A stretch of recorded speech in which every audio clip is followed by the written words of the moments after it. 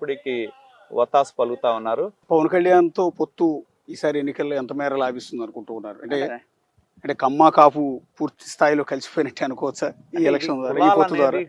నేను అనుకోవటం ఈ ఎన్నికల్లో కులాలు అనేది ప్రాముఖ్యత ఉండదు. ముఖ్యంగా ఏంటంటే ఈ ప్రభుత్వం జగన్మోహన్ రెడ్డి యొక్క అరాచకం ఒకటే ప్రధాన అంశంగా. ఎందుకంటే ఈ ప్రభుత్వంలో తన పార్టీలో ఉన్న కొద్ది మంది తప్పితే అందరూ కూడా ఇబ్బందులకు, సొంత పార్టీలో వాళ్ళు కూడా చాలా మంది ఎమ్మెల్యేతో కనుక విభేదిస్తే చాలు వాళ్ళ మీద కేసులు చూడటం, వాళ్ళ మీద దౌర్జన్యం చేయటం, వాళ్ళని బెదిరించడం చూసినా ఈవెన్ వైకాపా కార్యకర్తలు కూడా ఈ ప్రభుత్వంలో బలైనాళ్ళు ఉన్నారు.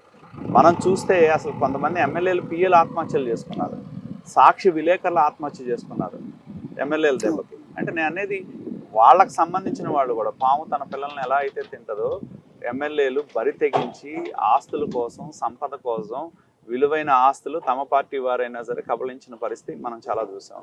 నిన్న మొన్న చూసాం అనంతపూర్లో ఎక్కడ ఒక మహిళ మీద దౌర్జన్యం చేస్తాడు వైకాపా నాయకుడు. అసలు ఇటుపోతున్నారు, ఇది సమాజం ఇటుపోతుంది. కనీసం బాధ్యత కలిగిన వాళ్ళు దాన్ని నియంత్రించకుండా తన వాడు మర్డర్ చేసినా మానభంగం చేసినా పర్లేదనే ధోరణి ముఖ్యమంత్రి గారికి ఉండటం మూలాన్ని ఇవన్నీ కూడా. ఎందుకంటే ఎప్పుడైతే ఎమ్మెల్సీ అనంతబాబు ఒక దళితుడిని చంపి ఇంటికి పంపిస్తే మరి ఆయన బెయిల్ మీద వచ్చి చక్కగా ముఖ్యమంత్రి పక్కన వెనకాల లెఫ్ట్ అండ్ రైట్ కాళ్ళ మీద కాలు వేసుకుని కూర్చుంటాడు. అంటే ముఖ్యమంత్రి ఏం సందేశం ఇస్తున్నాడు?